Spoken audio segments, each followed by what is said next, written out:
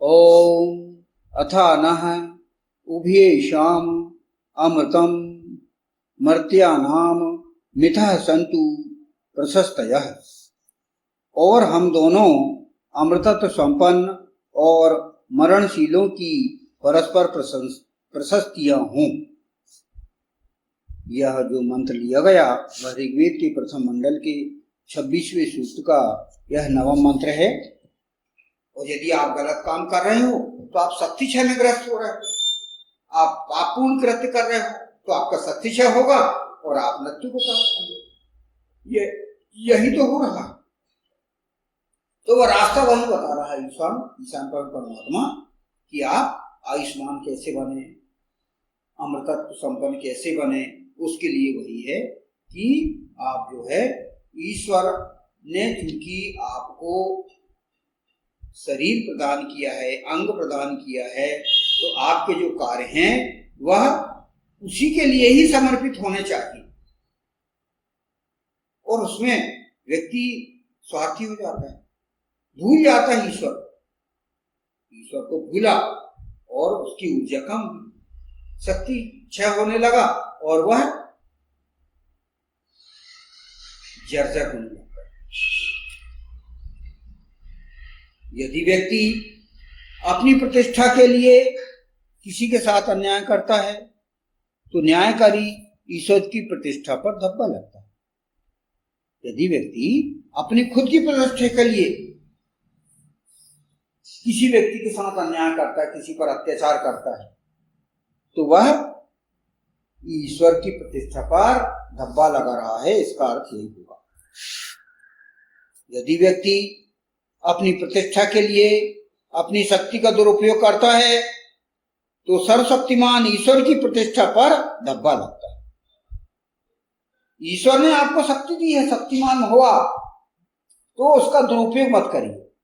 अनेकों राक्षस हुए, उन्होंने वरदान प्राप्त करने के पश्चात कितने गलत काम करे, उस शक्ति का दुरुपयोग किए।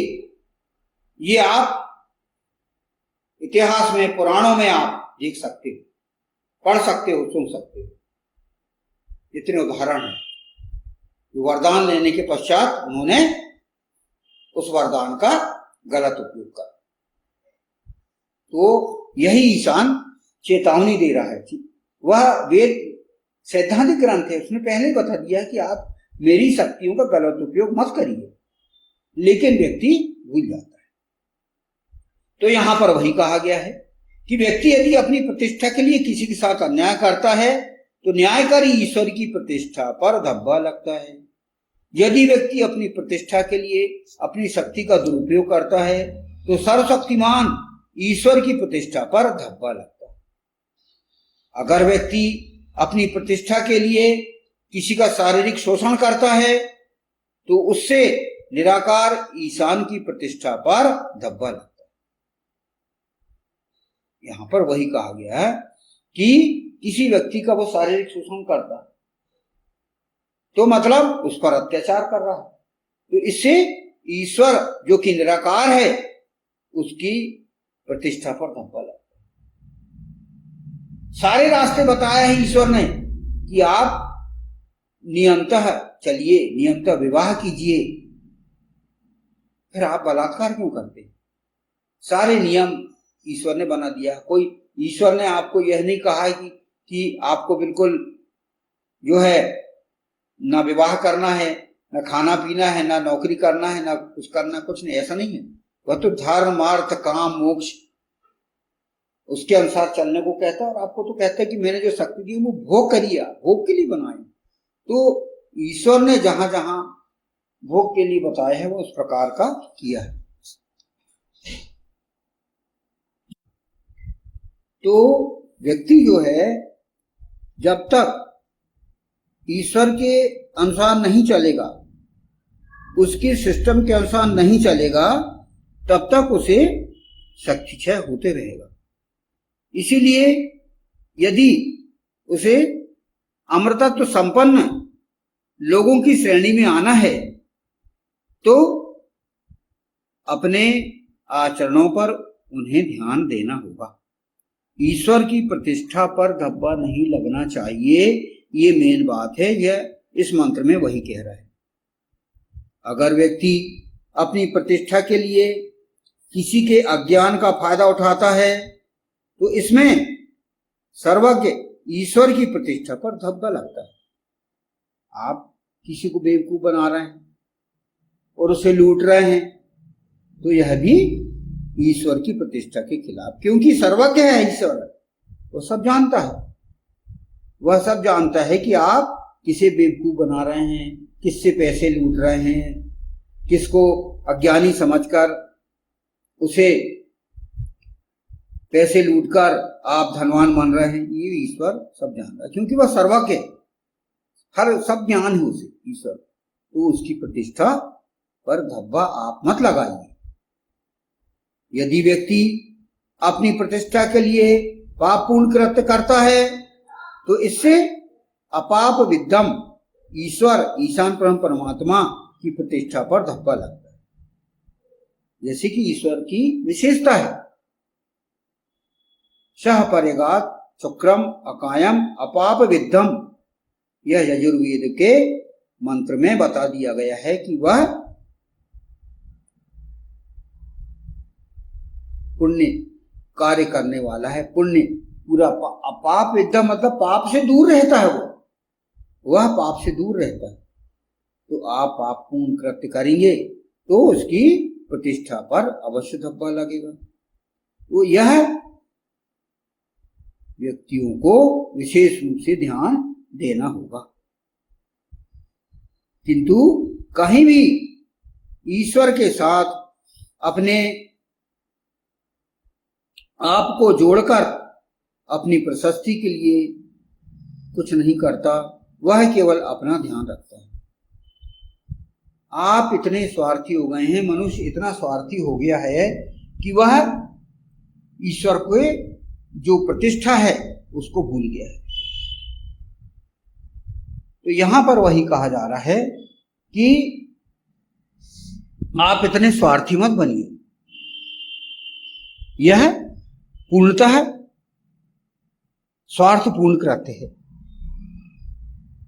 किसी को बेवकूफ बनाना, अपनी शक्ति का दुरुपयोग करना, किसी का शारीरिक शोषण करना, अपने जो अर्थ शक्ति है उसका दुरुपयोग करना, अपनी ज्ञान शक्ति है उसका दुरुपयोग करना, पाप पुण्य कृत्य करना, ये सब जो दुष्टत्वपूर्ण कार्य हैं, इससे ईश्वर की प्रतिष्ठा पर धब्बा लगता है। क्योंकि यह सृष्टि ईश्वर ने बनाई है, यह सृष्टि ईशान ने बनाई है। सोचिए आप कितना व्यक्ति दुष्कृत्य के दलदल में डूबा हुआ है। तो इस मंत्र में ईश्वर वही कह रहा है। क्या कहा गया इसमें? और हम दोनों अमृतत्व संपन्न और मरणशीलों की परस्पर प्रशंसतियां हों। देखो, अमृतत्व संपन्न जो देवत्व संपन्न लोग हैं वो तो ईशान का, ईश्वर का ध्यान रखते ही, वे कोई गलत काम नहीं करते, वे कोई पापपूर्ण कृत्य नहीं करते। तो उनसे आपको शिक्षा लेना है, उनका आपको अनुगमन करना है। अमृतत्व संपन्न लोगों का अनुगमन आप जो मरणशील हैं उन्हें करना है, तभी आप अमृतत्व संपन्न होंगे, उनकी कैटेगरी में आएंगे, अन्यथा आप मृत्यु को प्राप्त होते रहेंगे। क्योंकि ईश्वर ने, ईशान परम परमात्मा ने अपने अंश से, अपनी शक्ति से आपको अंश की उपाधि दी है, आप उसका अंश हो आप। क्योंकि ईश्वर ये चाहता है कि आप भी भोग करो, उसकी सृष्टि का आप उपयोग करो, वो भोग करो, आप आयुष्मान बनो, आप अमृतत्व संपन्न बनो। तो आज मनुष्य कितना गिर गया है ये हम देख रहे हैं। टीवी न्यूज में देखते हैं रात दिन से भ्रष्टाचार, बलात्कार, पाप पूर्ण कृत्य, ये कितने हो रहे हैं।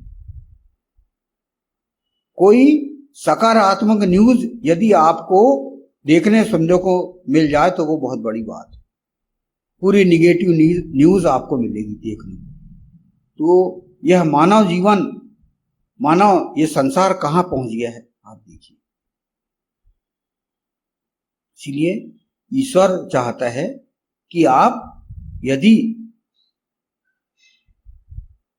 मरणशीलों से अमृतत्व संपन्न के ग्रुप में आना चाहते हैं तो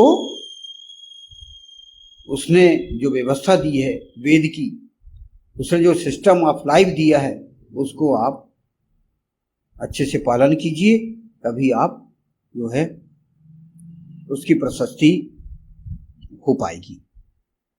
अन्यथा सतयुग, त्रेता, द्वापर और कलयुग सभी में क्या हो रहा है ये आप देख रहे हैं। करोड़ों वर्षों का इतिहास पुराणों में संग्रहित है, उसको आप पढ़ सकते हो, देख सकते हो, सुन सकते हो। ये व्यक्ति देवत्व संपन्न है तो बहुत सुखी है, और यदि मरणशील है तो वो कितने समय जी रहा है आप खुद देख रहे हैं।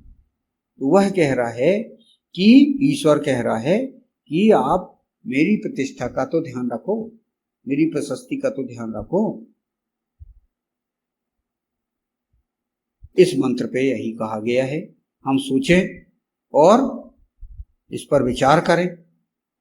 तो इस प्रकार वैदिक पर्सपेक्टिव के अंतर्गत जो आपको जो मैटर मिल रहा है इसको सब्सक्राइब कीजिए, शेयर कीजिए और लाइक कीजिए, और वेद का जो सरल भाष्य है उसको आप आत्मसात करिए और अपने जीवन को सफल बनाइए। इत्युक्तम्। और हम दोनों अमृतत्व संपन्न और मरणशीलों की परस्पर प्रशस्तियां हों। ओम अथानः उभयेषाम् अमृतम मृत्यानाम मितः सन्तु प्रशस्तयः। ओम।